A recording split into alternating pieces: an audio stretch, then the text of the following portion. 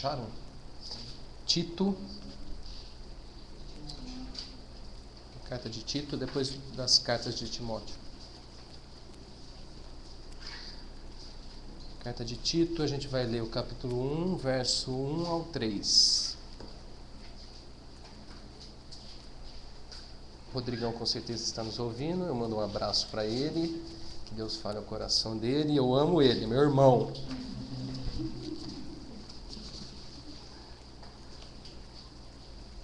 Vamos lá. Tito, capítulo 1, verso 1 ao verso 3. Paulo, servo de Deus e apóstolo de Jesus Cristo, para promover a fé que é dos eleitos de Deus e o pleno conhecimento da verdade segundo a piedade, na esperança da vida eterna que o Deus que não pode mentir prometeu antes dos tempos eternos. E em tempos devidos manifestou a sua palavra mediante a pregação que me foi confiada por mandato de Deus, nosso Salvador. Olha o verso 4 também. A Tito, verdadeiro filho, segundo a fé comum, graça e paz da parte de Deus Pai e de Cristo Jesus, nosso Salvador. Amém? Vamos orar mais uma vez.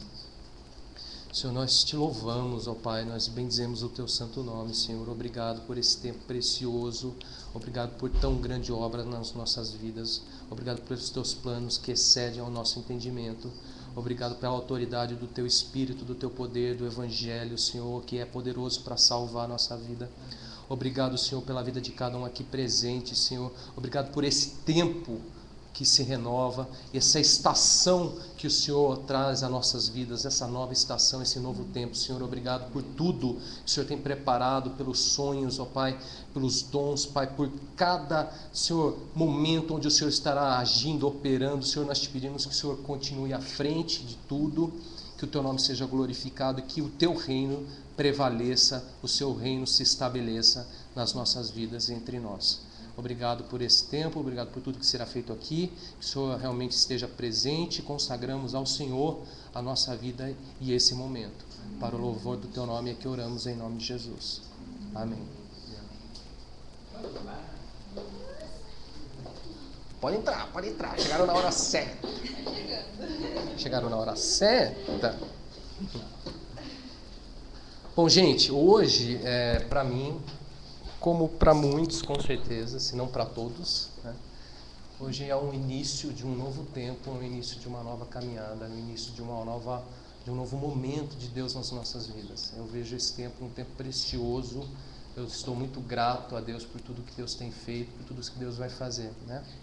E para mim, então, é um tempo também, é tempo de recomeçar, é tempo de construir um sonho que Deus tem dado, né, ao meu coração, talvez ao coração de muitos aqui. É tempo de compartilhar uma visão, aquilo que Deus tem projetado, aquilo que Deus tem, né, realmente plantado no nosso coração. Hoje, né, eu gostaria de compartilhar com vocês um pouco de uma palavra que Deus deu ao meu coração, que tem tudo a ver com esse tempo que a gente está passando, tudo a ver com esse tempo que a gente vai começar agora, a gente está começando agora. É um tempo realmente onde Deus tem projetado a nossa vida para um algo a mais. Eu creio nisso. Eu creio que esse tempo Deus está nos dando uma nova oportunidade para fazer muito mais, nos está dando uma oportunidade para viver algo muito maior com Ele, na presença dEle. É tempo onde Deus vai fazer muita coisa, com certeza, eu creio nisso, já está fazendo, a maneira como Ele está falando, a maneira como Ele está confirmando, a maneira, tudo como Ele tem permitido, né? Realmente é porque Deus tem preparado algo realmente tremendo para as nossas vidas, eu creio nisso. Eu creio que esse plano, essa visão envolve nossas vidas, envolve nossas famílias, envolve realmente algo que a gente sequer consegue visualizar hoje com clareza, porque vem de Deus, né? Hoje eu quero compartilhar com vocês uma palavra que Deus colocou no meu coração, uma palavra que o apóstolo Paulo traz ao seu filho na fé Tito, mas que hoje eu vou tomar para mim, é uma palavra que eu tomo para mim. Hoje é como se eu fosse Tito, e essa palavra ela com certeza vai caminhar conosco por muito tempo, e com certeza vai servir de um norte, né, para o que a gente agora vai começar a fazer. Então vamos lá. Vou ler de novo. Tá? Alguém poderia ler para mim, por favor, de novo? Capítulo 1, verso 1 ao verso 3. Por favor. Paulo, servo de Deus e apóstolo de Jesus Cristo, para promover a fé, que é dos eleitos de Deus, e o pleno conhecimento da verdade segundo a piedade, na esperança da vida eterna, que o Deus, que não pode mentir, prometeu antes dos tempos eternos, e, em tempos devidos, manifestou a sua palavra mediante a pregação que me foi confiada por mandato de Deus, nosso Salvador. A Tito, verdadeiro filho, segundo a fé comum, graça e paz, da parte de Deus Pai e de Cristo Jesus, nosso Salvador. Bom, o que Deus tem colocado no meu coração? Hoje, esse tempo, para mim, é como foi para Tito, um tempo de promover a fé. A palavra de Deus diz aqui que Paulo, servo de Deus e apóstolo de Jesus Cristo, para o quê? Promover a fé que é dos eleitos de Deus. Hoje, esse tempo para nós, gente, é um tempo de promover a fé, né? A fé de quem? A fé dos eleitos de Deus, a fé daqueles que são dos separados de Deus, do povo, realmente da igreja de Deus, do corpo de Deus, né? Promover no sentido de fazer que se execute, promover no sentido de que se ponha em prática, né? Promover no sentido de fomentar, de desenvolver, de anunciar os seus feitos, os seus valores, suas vantagens, no sentido de elevar a um posto mais graduado ou uma dignidade maior. É isso que significa promover. Para mim hoje é tempo de realmente levar a fé, o evangelho, a um patamar maior, a um patamar mais graduado, a sua dignidade que ele é digna.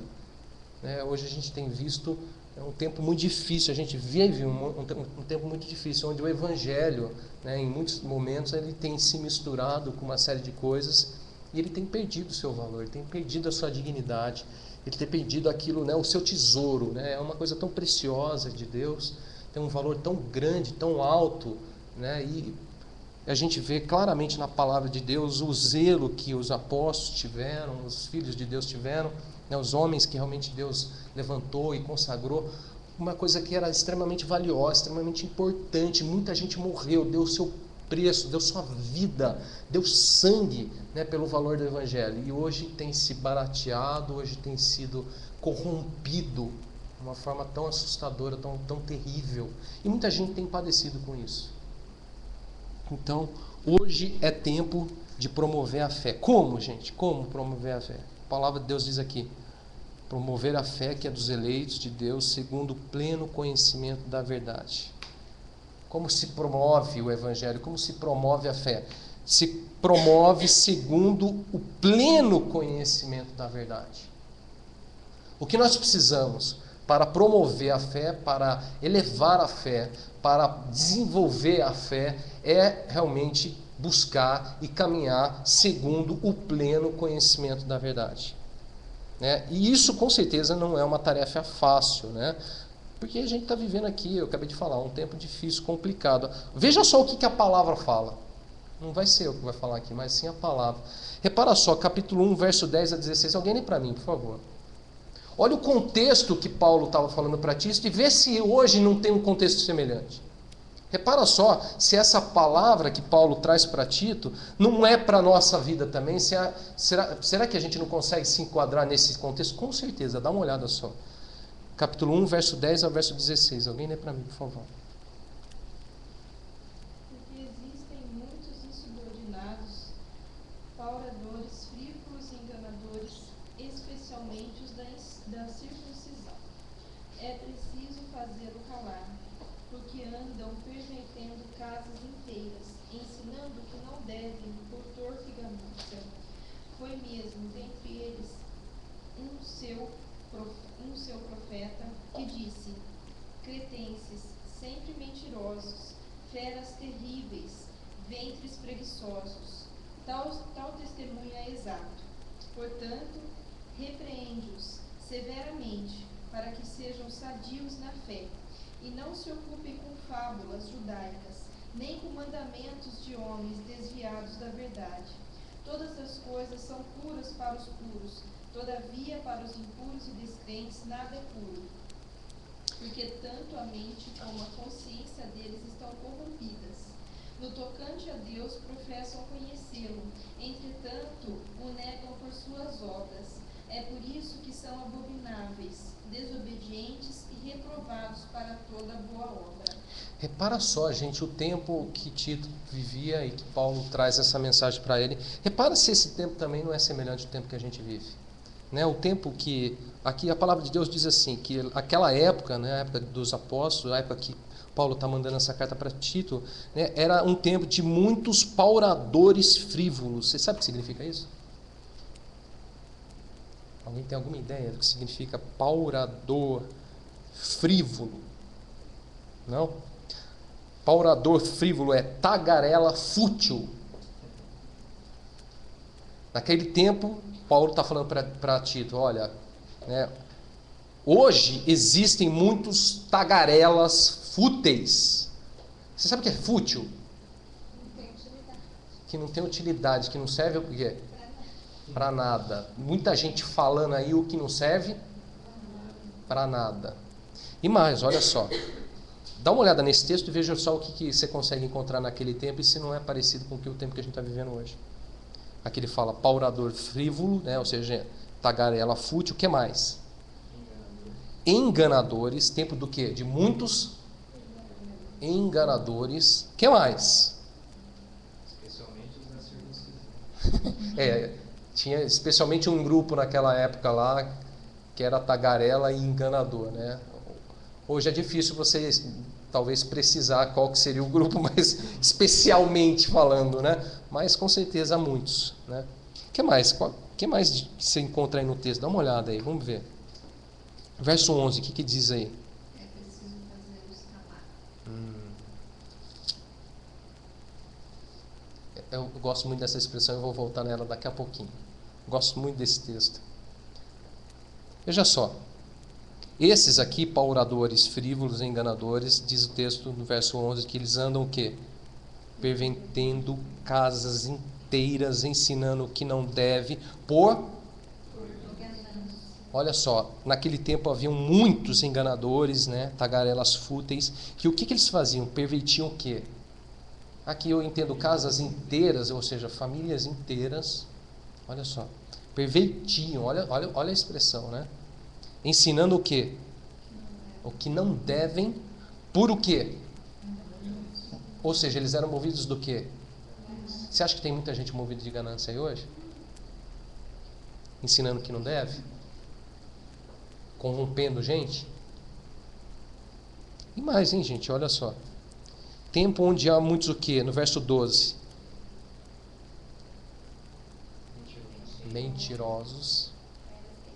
Feras terríveis, ventres preguiçosos. Tem umas expressões fortes, né? O que mais? Verso 13, por exemplo. 14.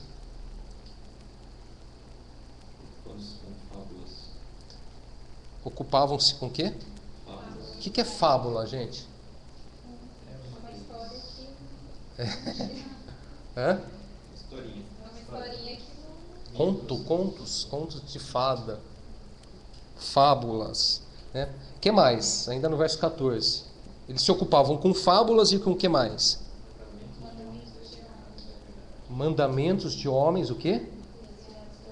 Desviados da verdade. Com certeza, gente, por isso que ele está falando aqui, né? Paulo fala, promover a fé segundo o pleno conhecimento da verdade. Por quê? Com certeza, todo esse contexto aqui, esse contexto que Tito se encontrava e que provavelmente a gente se encontra também, né? São de homens que estão o quê? Desviados da onde? Da verdade. Por que você precisa viver no pleno conhecimento da verdade? Para que você não viva desviado do quê? Da verdade. O que mais, gente? Verso 15. Ele fala do puro e do quê?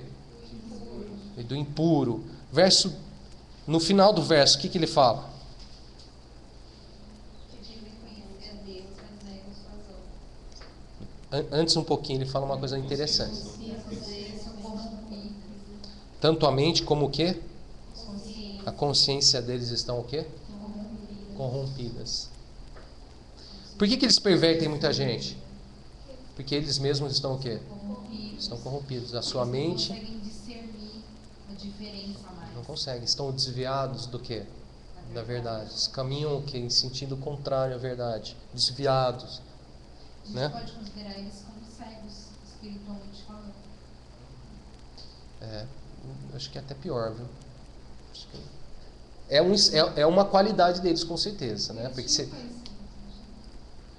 eu creio que muito sim. Se a gente retomar um pouco os estudos que a gente viu lá das igrejas, no Apocalipse, a gente vê que muito disso, inclusive, estava dentro da igreja, né? Filtrado da própria igreja. E algumas delas, né? Algumas situações dentro da igreja lá eram de pessoas que estavam andando, tal, e de repente no meio do caminho, como aqueles que, por exemplo, seguiram o caminho de Balaão, lembra? A história do seguir o caminho de Balaão é aquela questão de no meio do caminho o cara se desviar pela ganância, movido pela ganância ele se desvia, ou seja, ele estava no momento, depois ele se desvia. Aqui também, com certeza, né? Mas aí aqui fala de pessoas movidas por ganância, fala de pessoas que a sua mente e sua consciência estão corrompidas, né? E no tocante a Deus, no verso 16, olha que interessante. Olha, acho que aí responde para você, viu, André? Olha só o que fala aí no verso 16. No tocante a Deus, o quê? Professam conhecê-los. O que é professar? Confessar com os lábios. Dizem, né? Dizem com os lábios, com a sua boca. Eles dizem o quê? O que eles dizem? Conhecem a Deus, né? No tocante a Deus, eles dizem que conhecem. Entretanto, o quê? Negam com suas obras. E por isso são o quê? Gente, está vendo isso tudo aqui? Está vendo esse contexto todo de gente desobediente, de gente reprovada, de gente abominável, de gente corrompida, de gente enganadora, mentirosa, movida por ganância, que pervertem pessoas, que ensinam o que não devem, mandamentos de homens desviados da verdade, que se ocupam em fábulas. Vocês acham que isso tem aí um pouco por aí ou não? Você acha que a gente está vivendo um momento que também a gente vive um contexto parecido com esse ou não? Eu deixei 10 minutos no canal de uma igreja de um certo apóstolo, seguido apóstolo, esperando para ver se ele falava alguma coisa da palavra. E em momento algum ele disse nada, só ele ficava repetindo e repetindo que ele ia mostrar para todo mundo na palavra onde é que você conseguia conquistar as coisas. Enquanto isso, ficava pedindo para o povo ligar para botar o nome no tal do livro, de não sei das quantas, e comprar um carnê para ficar pagando todo mês. E o cara se vangloriava porque ele é aparentemente muito simples, tem uma linguagem mesmo de uma pessoa muito simples. Que alcança, né? Isso, mas que alcançou, né? Porque hoje ele é o apóstolo fulano, que eu não lembro mais o nome, e venerado, glorificado, todo mundo ama e tal. Então, eu esperei 10 minutos, depois não aguentei mais, falei, meu, chega. Mudei. Eu também não consigo. Eu Também também não consigo não, porque não sei, eu acho que se você está andando na presença de Deus, se você tem andado se você anda segundo a verdade, você me senti em Éfeso. Você consegue discernir. Os apóstolos foram meio reprovados. Reprovado. Você vê aqui que são o quê? No tocante a Deus professam conhecê-lo, negam contudo com as suas obras, pois são abomináveis, desobedientes e aqui fala reprovados.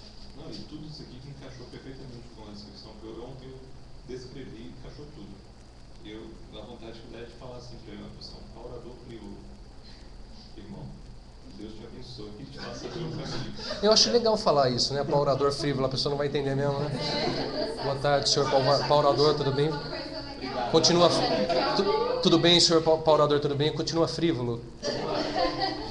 O senhor continua frívolo? Gente, mas vamos lá, voltando. Agora aqui eu vou pegar uma expressão que a Sui já citou. No verso 11 diz assim, olha que interessante. Paulo diz assim, é preciso fazê-los calar. Deixa eu falar uma coisa para vocês, não basta só a gente não concordar com eles. Não basta a gente dizer simplesmente assim, não aceito, não é isso. Isso está errado. Paulo levanta uma questão aqui um tanto interessante, eu acho maravilhoso esse texto, porque Paulo fala assim, é preciso fazê-los calar. Precisamos aqui, a gente vive num tempo, gente, difícil, complicado. É um tempo onde Deus vai levantar pessoas ainda para promover a sua fé, a fé dos eleitos de Deus. Essa fé, a fé verdadeira, segundo a verdade, segundo o pleno conhecimento da verdade. Eu creio que Deus está nos levantando para isso. Eu creio que Deus tem um tempo disso para a nossa vida e tudo mais. Mas a gente tem que saber uma coisa, a gente tem uma responsabilidade. A gente tem uma responsabilidade diante desse contexto todo. E se depender de nós, o que nos é dado aqui é que para nós é preciso, é necessário. Se caber a nós, se estiver ao nosso alcance, se tiver realmente diante das nossas mãos, é preciso fazê-los calar. Isso aqui, Deus, em momento nenhum, Deus concordou com isso, não continua concordando com isso, em momento nenhum, não vai concordar com isso jamais. Agora, para aqueles que conhecem a verdade, também eles têm que se colocar diante disso. É tempo de se colocar diante disso, é tempo de se falar, não aceito isso, e isso está errado, e não fale mais isso, é preciso fazê-los calar. Olha essa expressão, eu acho isso forte. Não ser conivente. Conivente com isso. Com o que ele está falando. Não. Em momento nenhum. Porque não adianta falar assim, não, isso está errado. Isso está errado. Isso está errado. Não adianta falar só isso. O texto nos traz aqui uma questão que Paulo está falando para Tito, olha, tá vendo só? Você está vivendo um tempo onde tem isso. Olha, para você, Tito, eu falo uma coisa, é preciso fazê-los calar. Se couber a você, se você tiver a oportunidade, se estiver ao teu alcance, é preciso fazê-los calar. O que é promover a fé segundo o pleno conhecimento da verdade? É se levantar, e dizer, isso está errado, isso não é assim que a palavra diz, este não é o Evangelho, isso não vem de Deus, eu não concordo, e se preciso for, nós vamos agir. Se preciso for, nós agimos. Nós damos uma resposta, nós nos levantamos, nós falamos, nós nos colocamos. Gente, não é à toa que estamos aqui hoje, nesta noite. Não é à toa. Mas é só baseado nisso que a gente vai fazer falar no conhecimento. Porque claro. eu estava na rua e a mulher entrou num minutinho e ela me disse assim, sabe quem governa este mundo? A gente muitas vezes acha que é Deus, mas não é. Aí eu fiquei pensando assim, aí eu falei isso pra minha irmã, ela ficou pensando também, ela achando que é diabo. Aí eu comentei isso com o Darcy, aí ele que foi ensinar pra gente que não, mas eu não tinha conhecimento, então eu não podia fazer ela falar. Com certeza. Por isso aqui que ele fala assim, olha, é tempo de promover a fé segundo o pleno conhecimento da verdade.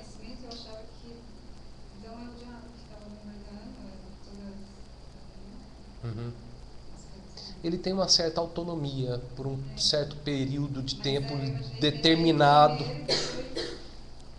Mas quem governa de fato todas as coisas é o Senhor, com certeza. Mas sem conhecimento eu posso não tem como, é impossível. É impossível. E eu aceitei. É impossível. Se é uma das coisas que o diabo mais ele tem lutado, ele tem combatido por toda a extensão do tempo, da história, é exatamente nessa questão, de levar as pessoas a viverem numa ignorância. Se eu tivesse um pouco É na falta do conhecimento, é viver na... Porque Jesus ele disse, conhecereis a verdade vos libertará. A verdade, ela liberta, a verdade, ela leva a pessoa a um outro patamar, a um outro local, a um outro estado de conhecimento. Eu cansei de falar para vocês sabem disso, por muito momento, o desprezo, o descaso que eu vejo muitas vezes dentro da igreja, na cristã, pela palavra, pelo amor à palavra, pelo conhecimento da palavra, para mim isso é assustador. É assustador, porque se você olhar bem para a palavra, se você olhar bem para a igreja no começo do século, se era uma coisa que eles colocavam assim como primazia, era a palavra, era o conhecimento da verdade. Exatamente, esse pleno conhecimento, se você for fazer um estudo aí, pega todas as cartas do Novo Testamento, eu acho que você vai ver essa expressão, pleno conhecimento, eu acho em todas elas, se não em todas, quase todas. Pleno conhecimento, pleno conhecimento, pleno conhecimento, pleno conhecimento. Quando você vê lá a igreja em Atos, quando surge o primeiro problema dentro da igreja, lá em Atos 6, quando alguns que estavam tendo a distribuição diária, lá, alguns começam a murmurar, tal. Aí os apóstolos se reúnem, o que a gente vai fazer? Vamos fazer o quê? Vamos levantar gente para servir. Tá bom, então vamos levantar gente para servir. Então vamos escolher um fulano, ciclano, terceiro, porque nós vamos nos consagrar à palavra. Eles falam, tem um problema, como que você resolve o problema? Vamos levantar gente para servir, mas nós vamos nos consagrar à palavra. Em momento nenhum, lá no início do século, eles falaram assim, não vamos deixar a palavra, vamos deixar a palavra de lado, vamos fazer outras coisas. Eu tô louca para encontrar ela e conversar com ela. Porque assim, para ela ter o conhecimento que eu tive. Porque imagina ela saber que, imaginar que é o Jaque. Então, pra gente conversar. Ela não vai. Ah, tá bom, mas eu quero ouvir. Bom, aqui, então, um aspecto, gente, é só um, né? Mas tem outros aspectos. Como que a gente promove a fé, então? Primeiro, segundo, o pleno conhecimento da verdade. Isso aqui é fundamental, não tem como, né? Depois, segunda questão. Promover a fé, a gente precisa do quê, gente? Segundo, como? Como que a gente promove a fé? Dá uma olhada no texto aí. Capítulo 1, verso 1 ao verso 1. Ainda no verso 1. Segundo o quê? A piedade. O que é piedade? Vocês sabem o que é piedade? Há um contexto muito errado de piedade. Não sei se é errado, mas muito limitado de piedade. Principalmente para aqueles que tiveram muito ainda assim, enraizados dentro do catolicismo. Há um conceito muito limitado dessa questão. O que é piedade para muita gente? É aquele cara lá que fica, piedade de nós, piedade de nós, piedade de nós, piedade de nós, piedade de nós, piedade de nós, piedade de nós. Será que piedade é só isso? O que é piedade? Vocês sabem? Vocês têm alguma ideia? O que é promover a fé segundo a piedade? É simples, muito simples, mas não é o que muita gente entende. Alguém sabe? Eu não sei se está certo, mas assim, pode estar relacionado a muitas assim, misericórdia, piedade, misericórdia. Então, tá, mas não é só isso. Tem a ver, tem relação, mas não é só isso.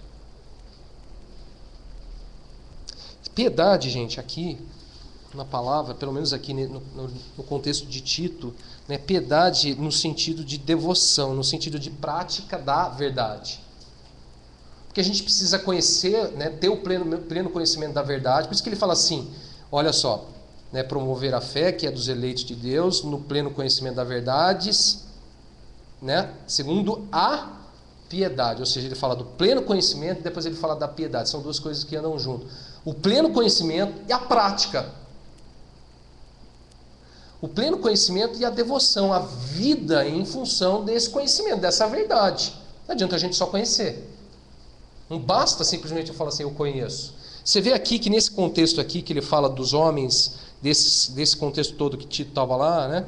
Ele fala que eles professavam conhecer. Talvez não seja mentira isso, entendeu? Falar que conhece. Mas o fato não basta só conhecer, você tem que também conhecer o quê? Você tem que praticar, você tem que conhecer e o quê? Viver. Piedade aqui, então, no sentido da prática, da vida, de viver o que se diz, que se fala, que se crê. Né? Essa verdade que nós falamos, que nós cremos, nós temos o quê? Que viver. Repara só, Paulo disse assim para Tito, ó, capítulo 2, verso 11 e 12, diz assim. Capítulo 2, verso 11 e 12 diz: porquanto a graça de Deus se manifestou Salvador a todos os homens. Olha agora, repara só. Educando-nos para que, renegadas a impiedade e as paixões mundanas, o quê? Qual que é o termo aí? Vivamos no presente século, sensata, justa e piedosamente. Para você entender bem o termo piedade, né, você entende legal quando você entende o oposto. Sabe qual que é o oposto de piedade? Impiedade. O que é impiedade? Viver impiamente, desviado da verdade, fora da verdade, fora do conhecimento da verdade. O que é viver impiamente? É viver fora da verdade, fora da palavra, fora do contexto que Deus nos deixou, fora desse contexto. Não adianta falar que eu conheço se eu não vivo. Repara que o texto é viver nesse presente século, né? De modo sensato, justa e impiedosamente. Agora olha só, o texto falou assim: a graça de Deus se manifestou educando-nos, olha só, para que, renegadas a impiedade, olha só, nós nos colocamos no sentido oposto do que? Da impiedade. O que é viver piedosamente? É viver no sentido oposto do que? Da impiedade. Está vendo como não é só aquele contexto, né, da misericórdia? Ele se relaciona com isso também, né, com o contexto da graça, ser uma pessoa graciosa, misericordiosa, tudo bem. Ela faz parte disso também. Mas também você tem que linkar ao oposto para você entender claramente. Viver piedosamente é viver do lado oposto da impiedade. É renegar a impiedade. É abrir mão, né? É dizer não, é abandonar a impiedade. É o oposto da impiedade. É viver, aqui o termo é viver no presente século. Quando, gente? Agora, nesse momento, nessa hora, nesse tempo, numa forma o quê? Justa, sensata, piedosamente, ou seja, renegando a impiedade. Vivendo no lado oposto do lado da impiedade. Né? O que esses homens aqui faziam, por exemplo, ganância, movidos por ganância, enganadores, mentirosos, né? Tagarela fútil, que mais? Com a mente e consciência corrompida, negavam com as suas obras, desobedientes. Se você for ver aqui, você vê muita coisa. Preguiçosos, ventos preguiçosos, tem muita coisa aqui. Ocupavam-se com fábulas, com contos, com blá blá blá, com historinha. Viver de modo piedoso é viver no sentido oposto a tudo isso. É viver. Como a gente promove a fé, gente? A gente promove a fé pelo pleno conhecimento da verdade e piedosamente, ou seja, vivendo o que a gente fala. Nesse conhecimento, buscando esse conhecimento, recebendo esse conhecimento e vivendo nesse conhecimento. Vivendo segundo o que a gente crê, segundo o que a palavra fala. Viver segundo pleno conhecimento e a piedade. O que mais, gente? Tem mais um texto. Tem mais uma expressão aqui. No verso 2 do capítulo 1, ele continua. O que mais?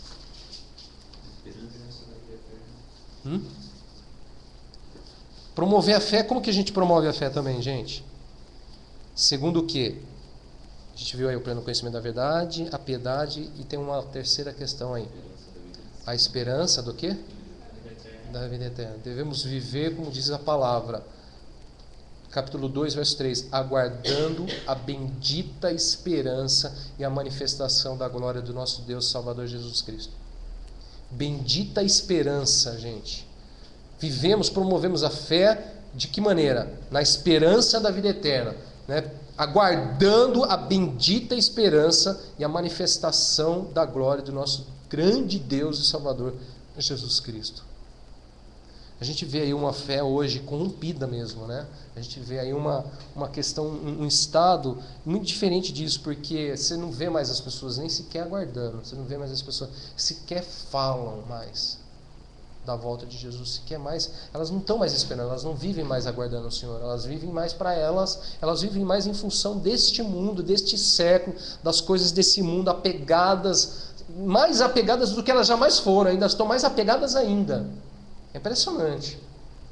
Mas o texto, a palavra, sempre ela nos coloca numa direção. Gente, a gente está aqui do quê? A gente está nesse tempo aqui, nesse século aqui, a gente está do quê? A gente está aqui de passagem.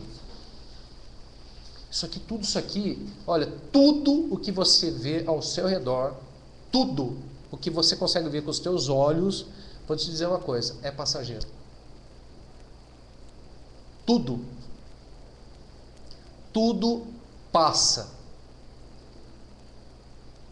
Todas as coisas perecem. Isso aqui um dia foi novinho. Esse escritório foi um dia novinho. Se você começar a bater o olho aí, você vai ver que um monte de coisa, a coisa já começa a corroer, corromper, começa a degradar. Tudo passa, gente. Tudo passa. Você compra uma roupa hoje, vai no shopping, você compra uma roupa, uma camisa, uma calça, tal. Dá 3 meses, 4 meses, você já olha para aquilo lá, ela já está meio torta, o botão já começa a ficar mais solto, já não sei o que, já deu aquela encolhida, que não sei o que, que não sei o que, que não sei o que. Você compra um carro zero hoje. Você compra um carro zero hoje.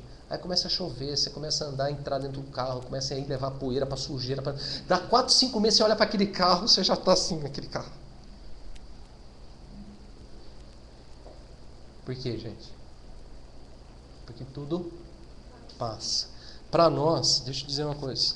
Deus, isso é fundamental. Se a gente quer viver realmente promovendo a fé, né? A fé dos eleitos. A gente tem que viver segundo essa esperança, segundo essa bendita esperança, aguardando a volta, a manifestação, né, da glória. Agora, olha só, do nosso grande Deus. Nosso grande Deus e Salvador Cristo Jesus. Bendita é essa esperança, gente. Bendita, eu gosto dessa expressão. Por que eles falavam assim, gente? Por que do coração brotava isso deles? Olha, bendita essa esperança. Bendita, né, aguardar essa manifestação da glória de Deus. Será que a gente tem aguardado? Será que a gente tem esperado? Será? Será que você aguarda? Você tem aguardado? Será que você está aguardando ansiosamente essa bendita esperança? É para você bendita essa esperança? A manifestação da glória do nosso grande Deus. Olha a maneira como eles falam. A manifestação da glória do nosso grande Deus. Olha só como eles olhavam para isso. Olha como eles visualizavam essa questão. Para eles, olha, puxa vida, uma hora mais cedo, mais tarde, nosso Salvador, nosso grande Deus vai se manifestar em glória. Bendita essa esperança. Bendito, né? Essa esperança, a esperança da vida eterna com Deus, da manifestação da glória de Deus. Será que a gente tem visualizado isso? Será como que está isso? Será diante dos nossos olhos? Como será que as coisas devem estar realmente isso diante dos nossos olhos? Será que está um pouco embaçado? Será? Gente, é tempo de promover a fé. É tempo de voltar e promover a fé, voltar para onde a gente tem que estar olhando, para onde a gente tem que estar caminhando, da maneira como a gente tem que estar caminhando, da maneira como a gente tem que estar seguindo realmente. Olha, vou falar uma coisa para vocês. Os outros, olha, para nós, né, é preciso calá-los. É preciso calá-los. Senão, a gente vai junto. Senão a gente vai na mesma onda, a gente vai no mesmo caminho. E agora, o que mais? Tem mais uma coisa aqui. Diz assim: promover a fé na esperança da vida eterna que Deus, que não pode mentir, prometeu antes dos tempos e em tempos devidos manifestou a sua palavra mediante a pregação que me foi confiada por mandamento de Deus, nosso Salvador. Tem uma prática aqui de Paulo que era muito importante e continua sendo muito importante. Alguém sabe? O que Paulo fazia? O que Paulo praticava? Como que Paulo agia? Uma das coisas que Paulo vivia? O que ele fazia, gente? Em relação a tudo isso, nessa promover essa fé, mediante ao que ele fazia isso, né? Não só segundo a fé dos eleitos, o conhecimento da verdade, sobre a piedade, a esperança da glória eterna, mas o que ele fazia também? O que ele praticava? Ele o quê? Pregava, né? Promover fé mediante o que é que ele fala assim? Mediante a pregação. Né? Deus em tempos devidos manifestou a sua palavra mediante a pregação. O texto disse que Deus manifestou a sua palavra mediante o quê? A pregação, gente. Nunca foi tão importante o pregar a palavra. Pregar a palavra. A palavra. Como que a gente vai promover o pleno conhecimento da verdade, se não pregando o quê? A palavra. Como a gente vai promover a piedade, se não o quê? Pregando a palavra. Como a gente vai promover essa fé, a esperança bendita da vida eterna, a manifestação da glória, se não o quê? Pregando a palavra. Eu tomo isso aqui muito para mim, viu? O que Paulo disse para Tito, porque ele fala assim, ó, capítulo 2, verso 15, ele diz assim: diz essas coisas, exorta e repreende também com toda autoridade, ninguém te despreze. Ele fala assim, ó, diz estas coisas, exorta, repreende. Gente, ó, nós devemos dizer, nós devemos exortar, nós devemos repreender segundo a palavra de Deus. Como que a gente pode fazê-los calar? Falando estas coisas, exortando essas coisas, repreendendo segundo estas coisas, segundo a pregação, segundo a palavra. Segundo a pregação da palavra, a palavra que Deus manifestou mediante a pregação.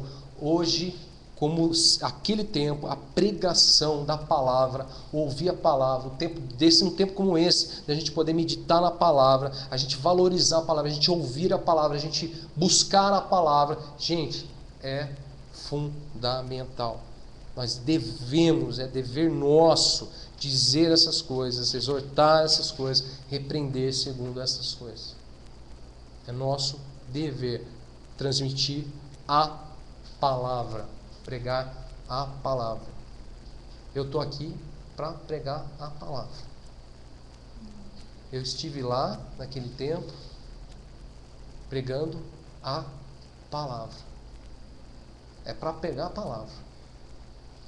É para levar a palavra, é para comunicar a palavra, é para, se precisar exortar, a gente vai exortar, se precisar repreender, a gente vai repreender, se precisar somente dizer, a gente vai dizer.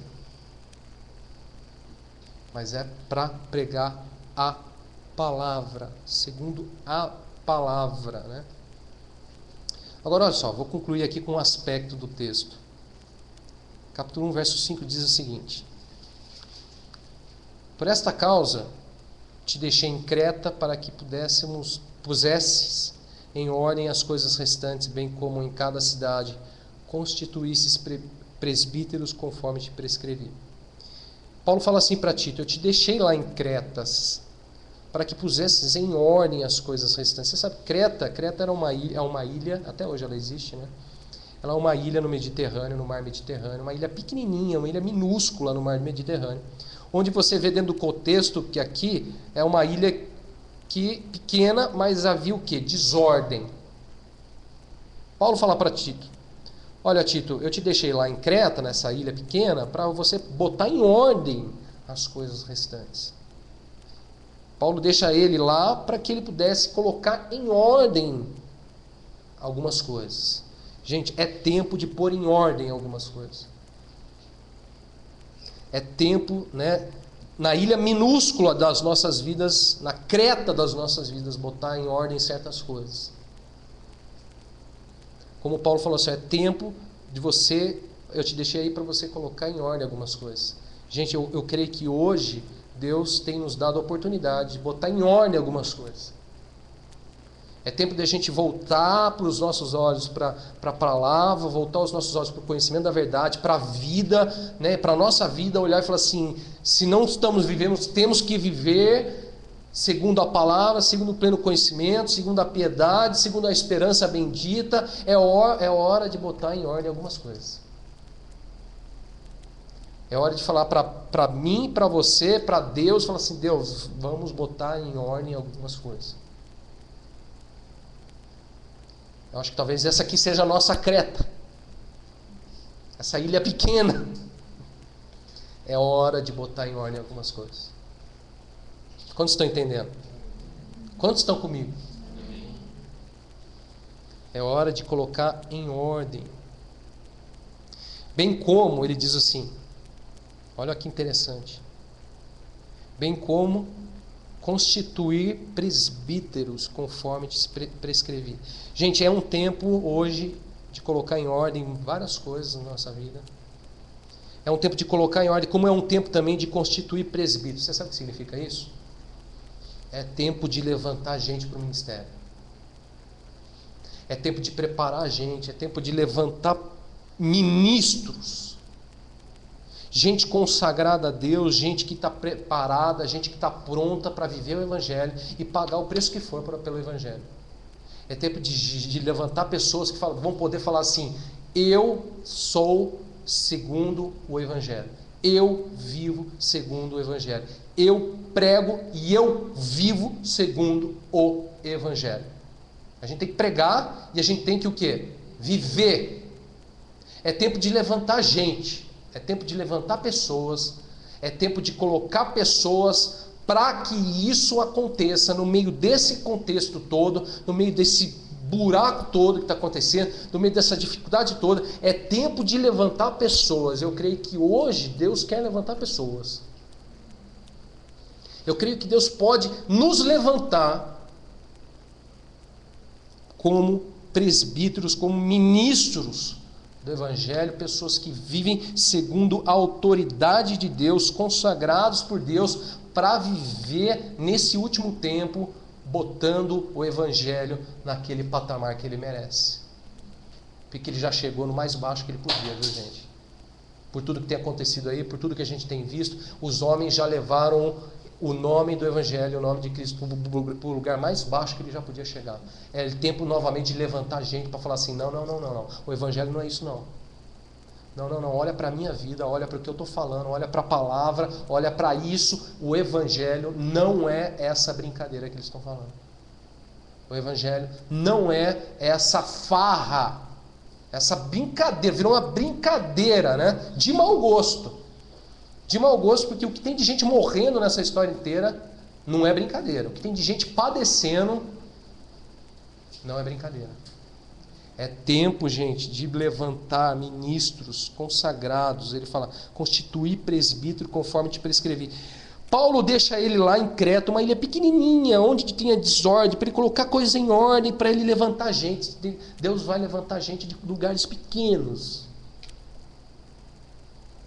Deus é capaz de levantar pessoas de lugares pequenos, mesmo onde tem desordem e tal, mas se a gente estiver preparado e se a gente estiver disposto para colocar em ordem, Deus pega e fala assim: eu vou levantar. Eu vou levantar. Eu sou capaz de levantar. Bastou Tito lá naquela ilhinha lá, tal, levanta aí, eu estou te deixando aí para você levantar essas pessoas. Deus está colocando gente aqui para levantar gente. Para levantar, nós temos que nos levantar, Deus vai nos dar essa capacidade de olhar para todo esse contexto e falar assim: gente, não é assim, é assim, é segundo a verdade, segundo o conhecimento da verdade, segundo a piedade, segundo a fé dos eleitos, segundo, né, a esperança da vida eterna, é assim, segundo a pregação, é assim. É assim. Eu oro para que Deus nesse tempo levante muitos homens, muitas mulheres consagrados para uma vida para Ele, para servi-lo, para honrá-lo, para agradá-lo, obreiros para uma grande obra, para um grande reino, para a glória de Deus e para o louvor do seu nome. Eu oro para que Deus faça no nosso meio, das nossas vidas, um instrumento nas suas mãos, nesse tempo, nessa hora, nesse momento, para promover a fé dele, para promover a verdade, o pleno conhecimento da verdade, para promover o Evangelho e o nome do Senhor. E o nome do Senhor. Só para terminar, Salmo 108, abre comigo, por favor. E a gente vai abrir oportunidade para falar.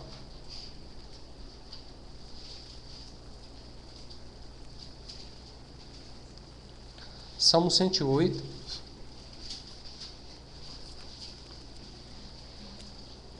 verso 1 e o verso 13. Não sei vocês, não sei o coração de vocês, mas eu vou dizer como está o meu coração. Capítulo 108, Salmo 108, verso 1 e verso 3 diz assim: firme está o meu coração, ó Deus. Cantarei e entoarei louvores de toda a minha alma. Firme está o meu coração, ó Deus. Verso 13 diz assim: em Deus faremos proezas, porque Ele mesmo calca aos pés os nossos adversários. Não sei o coração de vocês, mas o meu está firme. Firme na esperança de que em Deus nós faremos proezas para a glória do seu nome, para o louvor do seu nome. Amém? Gente, eu quero abrir um pouco o espaço para o pessoal colocar alguma coisa que Deus tem colocado no seu coração. Se alguém tiver alguma coisa que Deus tem colocado no coração sobre tudo isso que está acontecendo, sobre esse tempo, sobre essa hora, fique à vontade. Depois a gente vai continuar até outras coisinhas.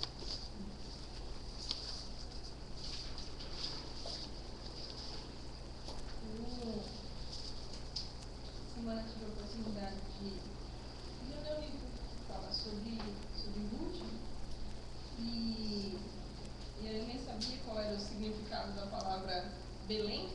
Eu descobri que é a casa do pão. Né? E havia fome na casa do pão. Que havia fome na casa do pão. E nesse livro fala muito, né, que está tendo muita fome nas igrejas. E que se as igrejas tivessem o pão, que é o pão de Deus, elas estariam lotadas e nem caberia mais quantidade de pessoas. Eu creio nisso. Então, assim, o meu coração se alegrou muito de imaginar estar aqui hoje, por exemplo, né? Porque eu sei que há pão. Amém. Da palavra. Amém. Uma palavra viva, que pode fazer uma diferença no nosso coração. Amém. Amém. Então, que Deus abençoe esse Amém. Amém. Amém. Amém. Eu creio nisso. Eu creio que realmente o que mais as pessoas estão abrindo mão hoje é exatamente desse pão. Elas estão trocando esse pão por uma série de outras coisas, que elas estão acreditando ainda que é Deus que está colocando, está fazendo tudo mais. Mas não é. Não é pelo resultado, você olha pelo próprio resultado, pela vida do povo, você vê o estado que se encontra o povo, né, a condição que você vê, né, é muito difícil. E os próprios, os servos, os filhos de Deus, no meio daquilo tudo, sofrem demais, padece demais. Porque quer pão, porque quer alimento, porque quer da verdade, porque sabe que Deus é grande, que Deus pode fazer muita coisa e tal, e sabe, reconhece as suas necessidades. Aí você leva a própria vida naquela expectativa, chega lá e encontra uma série de coisas, e isso é terrível. Para muitos é fatal. Para muitos, como foi na história de Ruth, né, para a família lá de Noemi, para muitos o quê? Foi fatal. Para muitos foi fatal. Não são todos que sobrevivem a esse estado aí. Não é o mais comum sobreviver, não. É a exceção. É a exceção. Então a gente tem que dar glória a Deus, a gente tem que agradecer a Deus, porque é o que a gente precisa, é isso mesmo. É o pão, é a palavra. Amém. Mais alguém? Confesso que eu fiquei ontem, né, quando eu estava mudando de canal e eu vi esse depoimento. Fiquei assustado, sabe, assim, porque é a mesma coisa que muitos outros que a gente anda vendo por aí, principalmente depois das 11 da noite, né? E não muda só o personagem que está lá. E realmente, assim, você fica esperando, e o alimento não vem nada, nem se você torcer, espremer, não sai nada dali, porque está vazio. Ninguém dá o que não tem. Você não pode dar uma coisa que você não tem para dar. Você não tem como se oferecer, né? E o pior de tudo é que o tempo todo usa, ou pelo menos, né, tenta usar a questão do embasamento na palavra. E, eu acho que essa oportunidade que a gente tem de aprender, de conhecer, né, a plenitude do conhecimento da palavra, é a melhor oportunidade para a gente simplesmente não se conformar com essas coisas, sabe? E passar a ter uma visão crítica e passar a ser um influenciador, porque esses caras são influenciadores. Eles não têm a semente, eles não têm conteúdo bíblico, eles não têm nada, mas são influenciadores. Estão por aí influenciando milhares e milhares de pessoas, né? Enganando casas, né? Que eu considero igrejas, e igrejas hoje de mais de 5 mil membros, 10 mil membros, 50 mil membros. Então são muitas pessoas que estão sendo enganadas. E a gente tendo a oportunidade de aprender, de ter o conhecimento, de adquirir o conhecimento e ser um diferencial neste mundo, onde quer que a gente esteja, né? Lá no meu trabalho, você vê que tem muitos pré-cristãos, né? Que acreditam em algumas coisas da Bíblia, mas não são cristãos de fato. Mas você vê que as pessoas são pessoas que têm um bom coração, que estão aptas a ouvir, mas que elas não professam a mesma fé. E você está ali no meio, fazendo parte daquilo, sendo uma oportunidade para ser um influenciador, para ser uma pessoa que vai levar a palavra, que vai levar, né, a fé, a verdade. Que a gente vai ter essa oportunidade de adquirir, acumular esse conhecimento para fazer o diferencial no mundo. Seja no nosso trabalho, seja no shopping, seja no cinema, seja ir visitando amigos em outras igrejas, onde quer que seja. Seja onde for. Seja onde for. Porque aqui somos alimentados. Os sacos aqui não estão vazios. Em nome de Jesus. E cabe a nós nos mantermos assim. Cabe a nós lutarmos por isso. Lutar mesmo. E se preciso for, abrir mão de muita coisa. A gente abriu mão de muita coisa. Quem não gosta? A gente não é hipócrita em dizer, quem não gosta? Mas se preciso for, a gente abre mão. Se preciso for, a gente se levanta. A gente tem que se levantar. Eu quero que vocês saibam que a gente tem que se levantar. É preciso se levantar. A gente não pode se conformar. Não pode simplesmente dizer assim, tudo bem, não concordo, tal, mas não é comigo. Essa história não é comigo. Não, é com a gente sim. É conosco. Envolve muito a nossa vida. Eu tenho certeza, né? Eu tenho visto isso desde que eu tomei a decisão, né? Naquela semana, naquela reunião. Desde aquela semana eu tenho certeza que a minha decisão tem influenciado a vida de muita gente. Deus tem começado a fazer um reboliço na vida de muita gente por causa daquela decisão. Olha como que é importante. É extremamente importante. Às vezes é o que falta a gente se colocar. Às vezes a gente tem o conhecimento, a gente sabe das coisas, mas está faltando a gente falar assim. Mas, Lucas, conforme a gente tem conhecimento, se a gente se omite, será cobrado de nós. Eu acho que é até pior. Deus vai cobrar. Eu acho que é pior. O que vai fazer agora?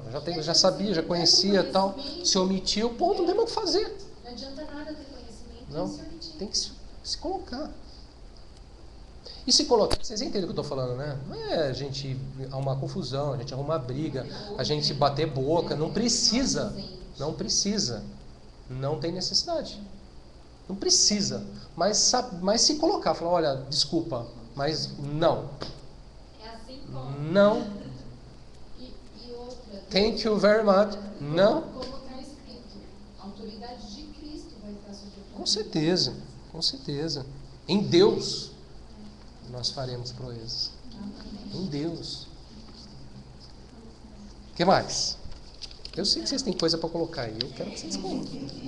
Eu vejo assim, esse novo tempo, até em tudo que a gente começou aqui hoje, agora, de tantas pessoas sendo enganadas, né? Casas inteiras sendo perdidas. E como é importante nosso posicionamento como um sacerdócio real, um povo escolhido, né? Olha onde o Senhor nos colocou, como um povo santo, uma nação santa, um povo escolhido, um sacerdócio real, para estar realmente defendendo a bandeira do Senhor, então levantando o Evangelho, honrando o Evangelho. Nisso a gente acaba tendo oportunidades tremendas daqueles que a gente às vezes acha que é tão difícil, né? Dentro da nossa própria casa. Quem já está inserido dentro de uma família cristã, ainda tem suas dificuldades, né? Que ainda surge, que já é difícil. E quando você não está nesse contexto, Deus te mostra umas coisas e acontece outras coisas, você fala, Deus, como é importante o seu conhecimento. para a gente poder se levantar e se posicionar. O que a pessoa vai fazer, seja sua irmã, seja sua mãe, seja quem for, com aquilo que você está falando, aí é responsabilidade dela. Mas você não se omitir, você ter argumento e você simplesmente não acatar todas as coisas que falam por fora, mas você ter seu posicionamento firme, suas convicções, a sua verdade, o seu fundamento, e fazê-los calar. Se eles vão acatar ou não, é uma outra questão. Mas você está sendo bem, se você está bem fundamentado, você está bem posicionado ali naquela questão, e você influencia pessoas. Não tem como influenciar porque seu telefone toca. Por que te ligam? Por que te perguntam? Tem alguma razão. Então, assim, é um tempo que o Senhor tem nos separado realmente cada vez mais para o conhecimento pleno. Porque o conhecimento hoje, ele está sendo rifado, né? Então, assim, uma coisa absurda, assim. O povo não tem, o povo carece demais. Dá valores a algumas coisas, algumas circunstâncias que realmente, assim, você fala, Deus, não é possível. Então, realmente, é hora de posicionar, é hora de viver um sonho. Eu sempre, pegando o gancho de Raquel que falou do pão, sempre depois do discipulado, algumas vezes eu já falei com o Lucas, hoje o banquete foi tão grande que a gente comeu tanto, a gente não deu conta de comer tudo que tinha na mesa, né? E a gente fica com tanta coisa que você não dá conta de comer tanto que tem. E que pena, né? Um banquete que podia ser todo comido. Então, o Senhor realmente nos prepara para poder, quando servir aquela ceia, a gente poder comer a entrada, o prato principal e a sobremesa. E não ficar nada, mas a gente ter a capacidade realmente de estar absorvendo tudo isso para a gente se posicionar diante da sociedade. E o que mudou muito nesse contexto, assim, de tudo que a gente tem vivido no discipulado no decorrer desses 6 anos, na minha vida, foi conceito de igreja. Isso mudou demais. Tanto é que eu até falei. E vai continuar mudando, viu? Isso é uma das coisas que Deus falou comigo, falou assim, vou trabalhar muito na religiosidade. Vamos, é totalmente diferente. Totalmente diferente. Assim, eu tenho que tomar cuidado com as pessoas que eu converso ou não, porque dependendo da fragilidade da fé, a pessoa não vai entender. Não discerne. Não vai conseguir discernir. E você tem a convicção, assim, que aqui, nesse instante, aqui agora, nós somos a igreja do Senhor. A igreja somos nós, não importa onde quer que estejamos, se a gente for lá para Praia Grande, se reunir lá, se a gente estiver aqui, onde quer que a gente esteja, onde tiver mais uma reunida, é o Espírito Santo que habita em nós, que essa convicção desvinculada a estruturas, isso é muito bom, é uma sensação de liberdade, não é religiosidade. Religiosidade, né? Viver a verdade. Viver a verdade, apegado na verdade, apegado em Deus, firme, coração firme em Deus. Livre em Deus, vivendo a vida, o Evangelho, ter uma vida realmente que condiz com a verdade do Evangelho. Fala, olha para a minha vida, poder falar, olha para mim. Eu acho lindo quando Pedro, né, e João estão subindo no templo e tem aquele homem coxo lá pedindo esmola. Aí ele fala assim, olha para mim. Paulo fala assim, olha para mim, porque o cara está com a cabeça assim, fala, olha para mim. Poder dizer, falar, olha para mim. Poder dizer, olha para mim. Não é só o que eu falo, mas olha para mim, olha para a minha vida, olha para o que a gente vive, olha para o que a gente está buscando, olha para mim no sentido não de ver a mim, mas olha para mim e ver Deus na nossa vida. Olha o que eu tenho para Deus, olha o que eu tenho para oferecer, né? Pedro e João falaram assim, não tenho prata, não tenho ouro, mas o que eu tenho te dou, em nome de Jesus levante e anda. O que eles tinham era a presença de Deus na vida deles. É a simplicidade de Cristo. Era a simplicidade de Cristo, é o reino de Deus, é a glória de Deus.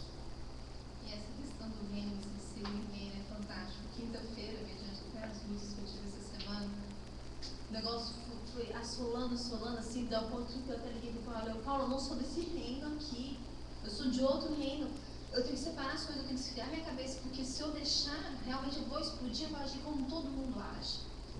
Eu não sou desse reino, eu sou de outro espírito, não é isso? Na hora de eu calar, eu quero sair daqui, me tira daqui agora. Não é fácil, né? Me esfriar, porque eu sei que eu não sou daqui, eu sei que eu não sou daqui, eu sei que não é isso, eu sei que meu Senhor não agiria dessa forma. Agora, nesse momento, eu não tenho condição nenhuma para resolver isso. Eu tenho que esfriar minha cabeça. Eu preciso de um colinho. Me leva para longe. Eu preciso do colo de Deus. Eu preciso me esconder no Senhor, me encontrar ali, sabe? Dar uma estabilizada, pensar nas coisas para poder conseguir resolver. E você pegar a situação no ato, assim, você saber, você discernir que você está que há uma cilada, há uma perseguição, isso assim é fantástico. Em outras ocasiões, na ignorância, você caía naquilo que nem um pato. E isso aí é gerar confusão, discussão, divisão. E fala, não, para, não é assim. Então, quietei, calei. Meu marido eu também chorumelas. Mas, por isso somos dois, para a gente se fortalecer, para um levantar o outro. Somos igreja, né? Para a gente realmente poder conseguir decidir, mudar as nossas atitudes e influenciar no mundo, fora de um contexto de igreja, aquela estrutura que, graças a Deus, assim, o Senhor está quebrando essas estruturas e mostrando que, nossa, a igreja não tem paredes, né? Não tem paredes. A igreja não está em paredes. Não está em paredes.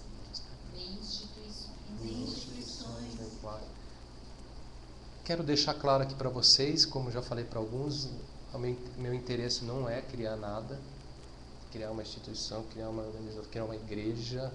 Não estou nem um pouco interessado nisso. Meu interesse é continuar levando aquilo que Deus tem colocado no meu coração. Eu estou continuando a fazer o que eu estava fazendo, só levar a verdade, o evangelho. Só que aqui a gente vai ter mais tempo, mais liberdade, mais oportunidade de fazer outras coisas que eu acho que compete junto, que estão juntos, tem tempo para comunhão, a gente tem liberdade para vir aqui outros dias, outras horas para orar, buscar, jejuar, fazer vigília, fazer evangelismo. Então a gente vai ter muito mais oportunidade, talvez, de fazer coisas que a gente mesmo, nós no povo, ansiava até para fazer e buscar. Deus tem dado no meu coração uma perspectiva. Hoje eu sonhei de manhã e eu vi isso aqui lotado, assim, bombando de gente, não tinha... Eu tive que abrir lugar, assim, no sonho. Falei assim, senta aqui, eu vou falar de pé. Que seja, sabe? Eu acho que seja, eu acho que Deus está preparando realmente a gente para um algo mais, assim. Eu não sou muito dessas coisas, mas coincidentemente tem 12 aqui em um, né? Tirando o Rodrigão que está ouvindo aqui, ó. Aqui tem 12 e um. Eu sei que tem mais, entendeu? Mas coincidentemente, né? Eu sinto até numa posição honrosa, assim, de que legal.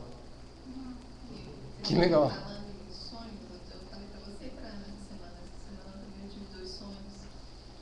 Nossa, quando assim, no primeiro era os casais, né? Assim, eu, Paulo, Lucas e Ana, e Rodrigo, a gente discutindo essas questões e a gente realmente enfatizando muito a questão do estudo da palavra. E a gente até discutiu os 3 nomes lá, que o Paulo sugeriu essas coisas. Não, mas a gente tem o estudo bíblico tal, o estudo bíblico tal, como se a gente tivesse vários, sabe? Pontos assim. Um outro sonho que foi lindo, assim, era um lugar muito grande. Eu fiz uma retrospectiva do casamento da Janaína. O casamento da Jana, assim, era a figura, assim, era uma celebração de casamento. E a gente, todo mundo lá, muita gente, era um aglomerado de pessoas. E a gente muito contente, a gente muito satisfeito, vivendo realmente esse propósito, todo o ensino da palavra. E várias outras coisas acontecendo, até que era uma celebração de casamento. E aí no final do casamento, Jana, você ainda estava com a minha filha no colo. Como é que minha filha foi parar no seu colo? Eu não sei. Mas você saiu da igreja, assim, com a minha filha no colo, e eu ajoelhei assim e recebi minha filha do seu colo. Eu recebi a minha filha do seu colo e fiquei com ela, assim, comigo. Mas isso dentro desse contexto, assim, sabe? E tava assim, a gente. Meu sonho era nós aqui, entendeu? Vivendo isso, assim, coisas intensas. Então foi, assim, muito tremendo. Muito bom. Mas pegando um gancho da Sui, falando agora do casamento, a gente já teve a oportunidade de compartilhar com você, né? Mas agora, assim, no geral, como que a vida de vocês, nossos amigos, né, que estavam lá presentes, assim, como que foi o testemunho do nosso casamento? Tanto para nossa família, quanto para amigos que estavam ali, né, que não eram cristãos, que assim, por onde a gente passa hoje, onde a gente vai, tanto quando está junto da família, ou quando encontra algum amigo, ou, que não tem um que não fala, né, de vocês, de como foi lindo, do carinho que percebeu, né, do Lucas com a gente, da nossa proximidade, assim, que dava para perceber que era uma coisa muito íntima, assim, e do próprio testemunho de vocês ali, do comportamento, por tudo que vocês fizeram, pelo carinho. Então, assim, o que mais que não precisa falar? Todo mundo viu, foi nítido. Nossos pais até hoje, assim, eles na humildade deles, eles não conseguem nem entender. Tipo, mas que amigos são eles? Eu nunca vi amigo assim, sabe? Eu falo, mãe, esses são amigos mais chegados que a minha irmã.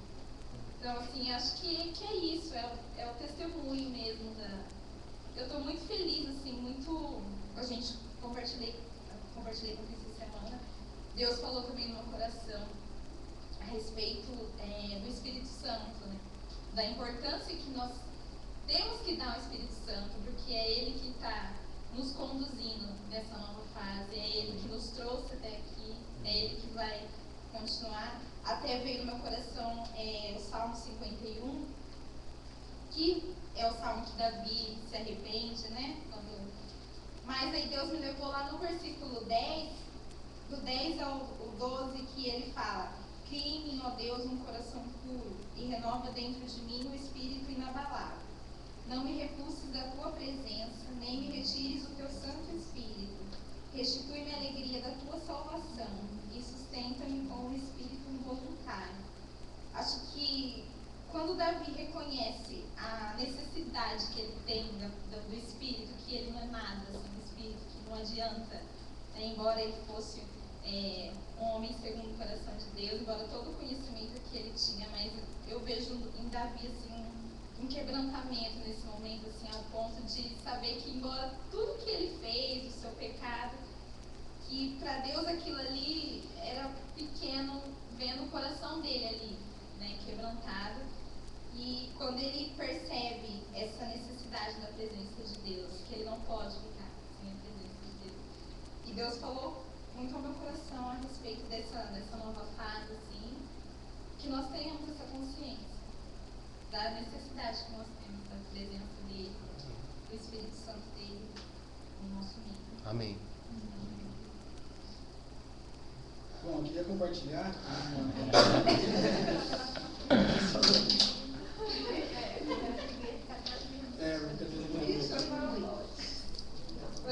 Não vou nem ficar falando, eu vou ler aqui, fica mais fácil. Se vocês quiserem abrir para olhar, eu acho interessante. É o Isaías 43. Vou pular os versículos aqui, eu vou falar, né? Fica legal para a gente olhar.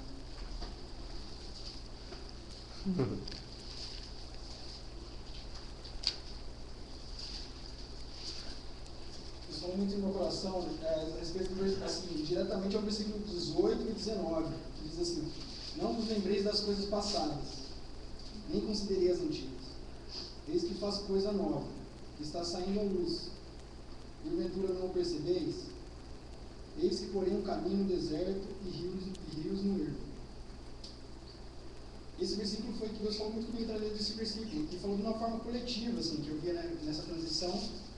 Eu tive convicção de que isso era de uma forma coletiva. E voltando assim no versículo, né, voltando aqui no primeiro versículo, até eu vou lendo aqui, eu vou pulando, o texto todo fala, e testificou muito no meu coração sobre essa nova fase, sabe? Me encorajando em algumas questões que eu estava na mente, assim. Diz assim, ó: mas agora sim diz o Senhor que te criou, ó Jacó, que te formou, ó Israel. Não temas, porque eu te remi, chamei-te pelo teu nome. Tu és meu. Quando passares pelas águas, eu serei contigo. Quando pelos rios, eles não te submergirão. Quando passares pelo fogo, não te queimarás, nem a chama arderá em ti. Porque eu sou o Senhor teu Deus, o Santo de Israel, o teu Salvador. Veio o Egito por teu resgate, e a Etiópia por Sebá por ti.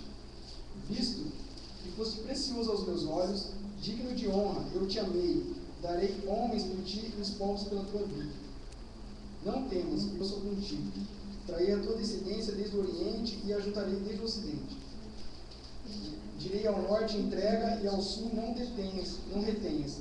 Trazei meus filhos de longe, minhas filhas das extremidades da terra.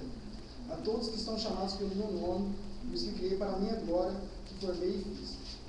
Traz o povo, ainda que tenha olhos, é cego, e surdo, ainda que tenha ouvidos. Todas as nações congreguem-se, e povos reúnam-se e reúnam-se. Quem dentre eles pode anunciar isto e fazer-nos ouvir as predições antigas? Apresentem as suas vestes, as suas testemunhas, e por elas se justifiquem, para que se ouça e que se diga: é verdade. Vós sois minhas testemunhas, diz o Senhor, o meu servo a quem escolhi, para que saibais e me creiais e entendais que eu sou o mesmo, e que antes de mim nenhum outro se formou, depois de mim nenhum haverá. Eu sou o Senhor, e fora de mim não há Salvador. Eu anunciei a salvação, realizei-a e fiz ouvir. Deus estranho não houve entre vós, pois vós sois as minhas testemunhas, diz o Senhor.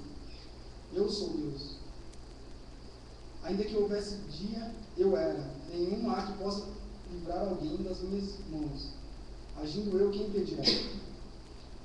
Assim diz o Senhor, o que vos redime, os santos de Israel.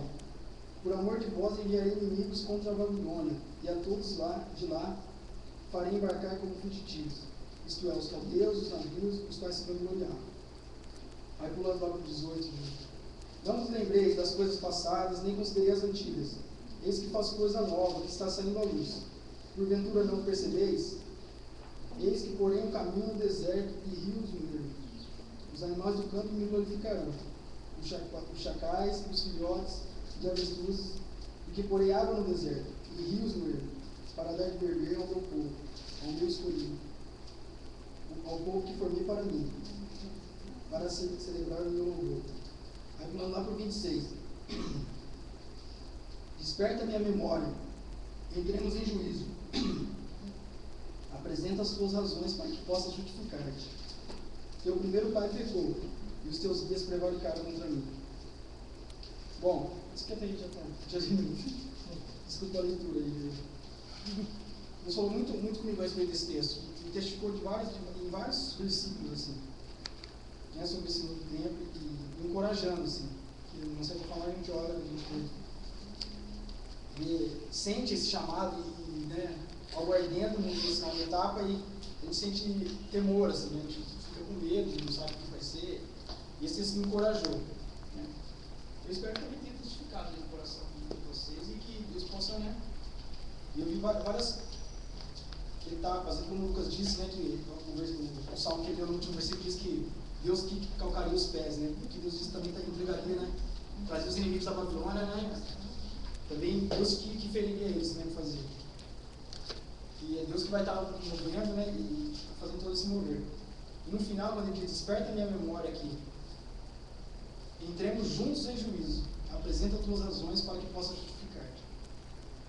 Eu vejo uma oportunidade maravilhosa, como o Lucas disse aqui no começo, dessa graça de Deus, a gente agora de se colocar para consertar e para acertar algumas coisas, né, de se consagrar, de derramar o coração na presença de Deus, de clamar pela transformação, por mais transformação, de santidade, de santificação, de consagração mesmo, de dedicação a Deus para que...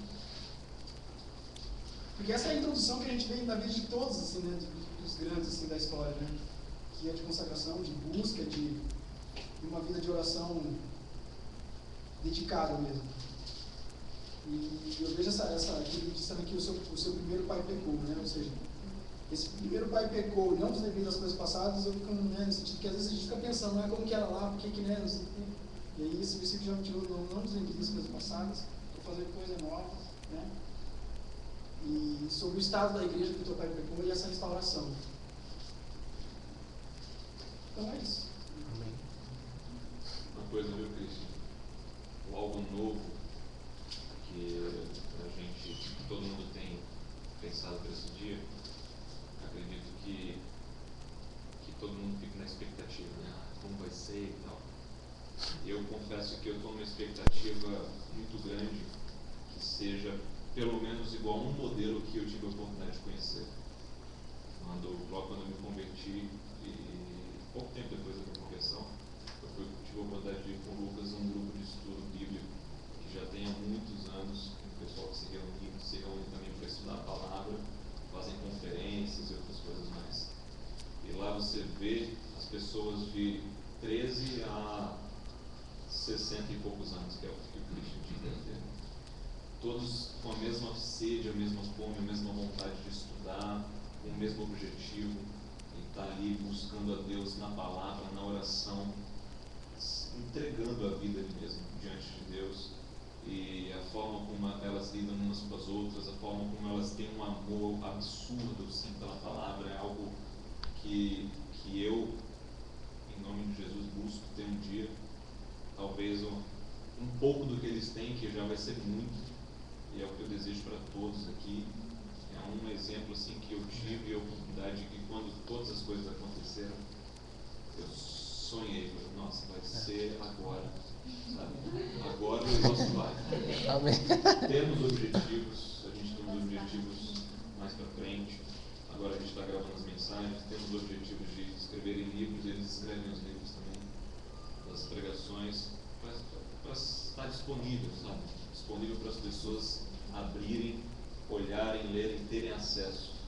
Não só pela internet, que já é uma coisa mundial. A gente já está tendo essa oportunidade de fazer essas conferências de aprofundamento na palavra, mas é aquele aprofundamento que Agora, você mergulha fundando. Agora eles mergulham mesmo. Exatamente. Então, por exemplo, quando tem essas conferências, né, esses retiros que eles têm, eles fazem lá, vamos estudar, que nem a gente foi, era o estudo do Sermão do Monte. Né? Aí, então ia ter uma série de estudos sobre o Sermão do Monte. Para você ir lá fazer parte da conferência do estudo do Sermão do Monte, você tinha que ler pelo menos 35 vezes o Sermão do Monte. Você tinha que ler, porque assim, para eles, você não está indo lá só para ouvir. Você está indo lá para estudar, você está indo lá estudar. Então faz parte sua, que nem qualquer lugar que você vai estudar, qualquer faculdade, qualquer curso que você faz, você não tem que estudar, você não tem que ir lá e fazer a sua parte. Eles têm muito isso também. Então eles vão lá, e a primeira coisa que chegaram lá, assim, quem leu as 35 vezes? Aí todo mundo tem que levantar a mão. Os que não leram, não levantam, né? Quem leu mais que 35? A maioria leu mais. Você acha que você fala assim, lê 35 vezes, o cara lê 40, lê 50, lê 60. Quem leu mais aí? Cento e não sei quantas vezes. 56. Mas é assim. Aí ele fala assim, quem não leu 35 vezes? Daí a pessoa fala, a pessoa tem a humildade de falar, não, eu não li. Quantas vezes você leu? Eu li 22. Faltam 3? Então hoje à tarde, depois do primeiro estudo, você vai ter oportunidade. Você vai lá e vai ler. Aí a pessoa... Mas, cara, é o que o Paulo falou, mas a vida deles... Eu pessoalmente não conheço também. Não conheci, nunca estive no meio de um grupo realmente cristão que falasse assim, que prazer de estar ali, que alegria, você vendo o compromisso, a busca realmente genuína, do pequenininho, né? Pequenininho, dava lavada, um pastor aí que eu conheço, pequenininho, que sabe, né? Você vê as conversas no meio dos quartos, as brincadeiras, em tudo você via o amor de Deus na vida deles, a alegria de Deus na vida deles, e Deus ali no meio deles, fazendo o tempo todo, agindo, operando, ensinando, mostrando, revelando. Impressionante. Eu sonho com isso também, Paulo. Eu sonho com isso também. Agora, depende de todos. Depende de todos. A gente tem que... Uma das coisas que no nosso conceito de igreja tem que cair é esse negócio de só o pastor falando. De só o cara lá que está falando, enquanto o cara está falando lá. Enquanto o corpo realmente não for, sabe, não tomar parte, não tomar o seu lugar, sabe, a gente tem o corpo, um ajuda o outro, um carrega a carga do outro, mas cada um tem um papel. A gente não, todos lá é claro assim. Você não veio aqui só para ouvir. Tanto que, né, a gente foi lá, uma hora eu falei lá, outra hora o Paulo participou lá da ceia, que não sei o que. Você vai lá, você participa, porque você faz parte do corpo. Então a gente tem que comprar isso, a gente tem que de novo assumir, resgatar isso de novo, né? Resgatar que nós fazemos parte de um corpo, que nós temos um papel, que Deus tem nos chamado, que Deus está nos levantando, que Deus está nos consagrando, que Deus está nos preparando para fazer uma obra dele, para um reino, para preparar. E o que for preciso, Deus, eu tenho certeza que Deus vai fazer. O que for preciso, o que tiver, qual for a necessidade né, Ele vai fazer, Ele vai operar, não tenho dúvida disso. Ele vai dar-nos condições plenas. Agora a gente tem que estar sempre muito nele, muito com os olhos bem fixos na onde a gente precisa estar e seguir, né? Perseverar. E se levantar quando precisa, né? Fazê-los calar quando precisa. Precisa. Alguém mais? Senão vamos orar. Não? Rodrigão, Deus te abençoe. Amado irmão, fica com Deus. Nos despedimos essa noite e nos vemos semana que vem. Um beijo. Manda um beijo pro Rodrigão aí, todos vocês. Beijo. De novo. Alô, Rodrigão. Um beijo, Rodrigão. Ó, tá te esperando, hein, Rodrigão? Fica com Deus, meu amado irmão.